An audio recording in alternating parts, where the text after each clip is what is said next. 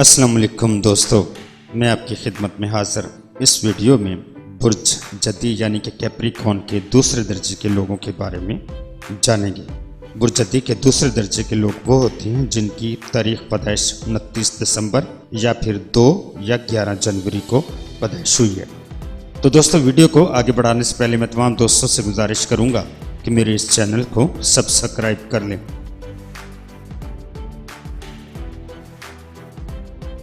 برج جدی کے دوسرے درجے سے تعلق رکھنے والے لوگوں میں یہ 4 خصوصیات نمایاں ہوتی ہیں۔ ہونہار اور اعلیٰ صلاحیت کے مالک، نمبر 2 حساس طبیعت کے مالک،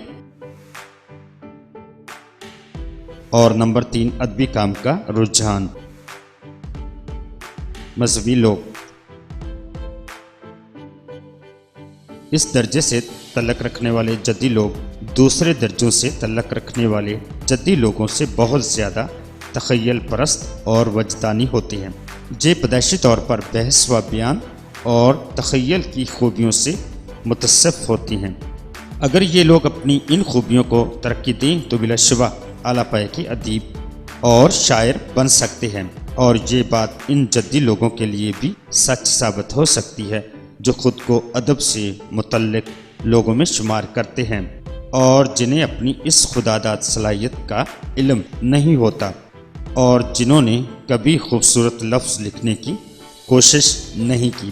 ان کی شاعرانہ صلاحیت ممکن ہے گیتوں کے دنوں کے لیے موزوں ہو اور جسے انہوں نے اپنی آواز یا پھر دوسروں کی آواز میں موسیقی میں تبدیل کر دیا ہو۔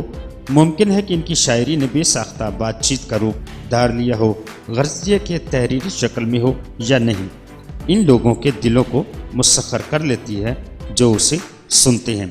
یہ لوگ پیدائشی طور پر ماہر لسانیات ہوتے ہیں۔ دوسرے درجے کے جدی لوگوں کی زبان سے ان کی روح جھلکتی ہے۔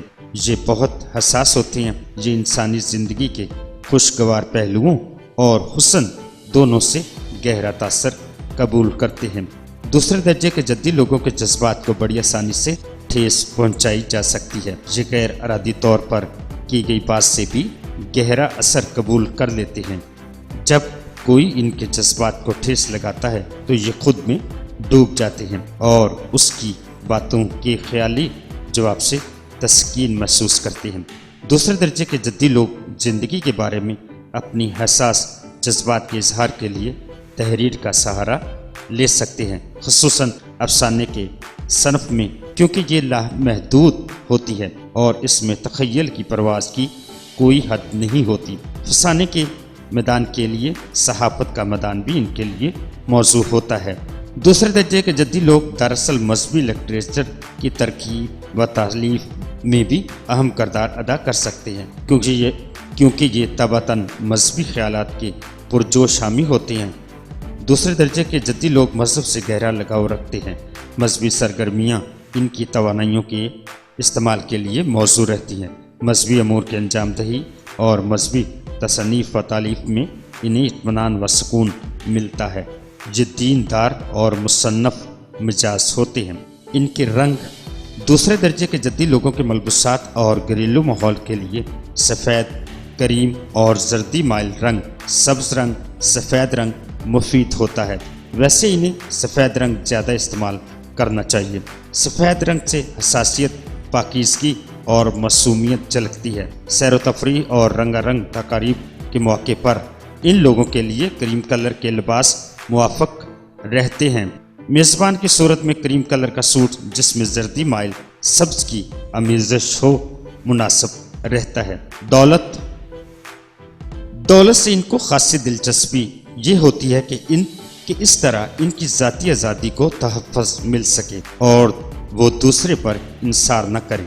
یہ دوسروں پر بوجھ بننا پسند نہیں کرتے، خود غرض نہیں ہوتے اور اپنے مفاد کو دوسروں پر ترجیح نہیں دیتے۔ دوسرے درجے کے جدی لوگ کفایت شاعر ہوتے ہیں۔ ان میں بہت کم لوگ فضول خرچ ہوتے ہیں۔ ان میں سے اکثر خاصے مالدار ہوتے ہیں۔ یہ لوگ بڑے اچھے پلانر بھی ہوتے ہیں۔ سرمایہ ایسی جگہ لگاتے ہیں جہاں سے مزید سرمایہ کماتے ہیں۔ پکے بزنس مین ہوتے ہیں۔ ان کی صحت، برج جدی کے درجہ دوم کے لوگوں کو اعصابی بیماریاں لاحق ہو سکتی ہیں، نظام ہضم کی خرابی بھی ہو سکتی ہے اور سر کا درد بھی ہو سکتا ہے۔ ان کے تعلقات دوسرے درجے کے جدی لوگ چونکہ تعریف و توصیف کے متلاشی ہوتے ہیں، لہذا دوستوں کے انتخاب میں بعض افسوسناک غلطیوں کے مرتکب ہوتے ہیں۔ ان کی شخصیات سے ایسے لوگ بھی متاثر ہو جاتے ہیں جو آگے چل کر برے دوست ثابت ہوتے ہیں، جس کی وجہ سے بعض اوقات ان کی دل شکنی ہوتی ہے۔ ان کی رومانی زندگی 30 سال کی عمر میں عروج پر ہوتی ہے۔ اس عمر میں انہیں امید رکھنی چاہیے کہ ایسا ساتھی ملے جو ان کی غیر معمولی اور حیرت انگیز ادبی صلاحیتوں کو صحیح معنوں میں سراہے۔ لیکن ایک دوسرے کے ستائش بامی سے یہ ضروری نہیں کہ آپ یہ توقع رکھیں کہ محبت پروان چڑھے گی، لیکن اور طریقوں سے بھی آپ کی زندگی کی خوشیوں کا مرکز ہمیشہ آپ کا خاندان رہے گا، اور زندگی کے تمام مصائب خواہ معمولی نوعیت کے ہوں خواہ سنگین، ہر صورت میں آپ کے خاندان سے ہی آپ کو تسکین میسر آ سکتی ہے۔ تو دوستو اپنا بہت سارا خیال رکھیے گا اور اپنے پیاروں کا بھی خیال رکھیے گا اور مجھے اپنی دعاؤں میں یاد رکھیے گا۔ اللہ حافظ، فی امان اللہ۔